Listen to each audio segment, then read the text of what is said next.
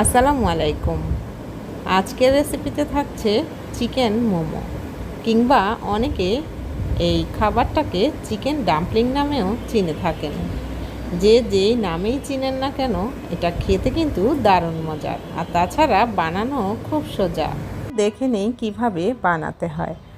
তো তার জন্য এখানে আমি নিচ্ছি 1 কাপ পরিমাণ চিকেন কিমা। চিকেনটাকে আমি ব্লেন্ডারে কিমা করে নিয়েছি।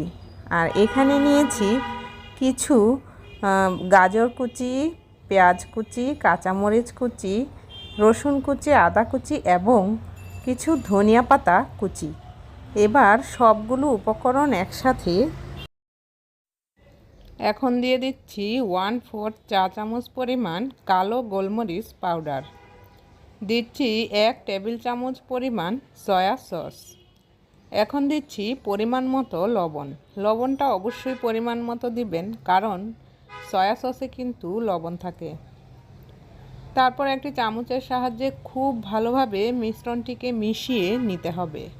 তো দেখুন আমার মিশ্রণটা মেশানো হয়ে গেছে।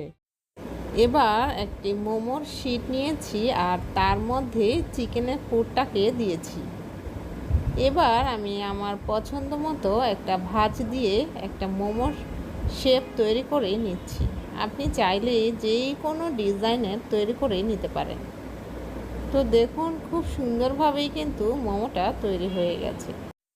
এবার মোমোগুলোকে স্টিম করে নেওয়ার পালা। এজন্য আমি একটা পাতিলের মধ্যে পানি ফুটতে দিয়েছি, আর এইরকম ছিদ্রযুক্ত চালনির মধ্যে মোমোগুলো দিয়ে দিচ্ছি।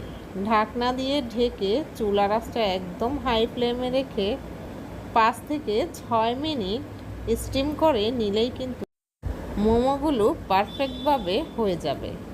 তো দেখুন আমার মোমোটা একদম পারফেক্টভাবে তৈরি হয়ে গেছে।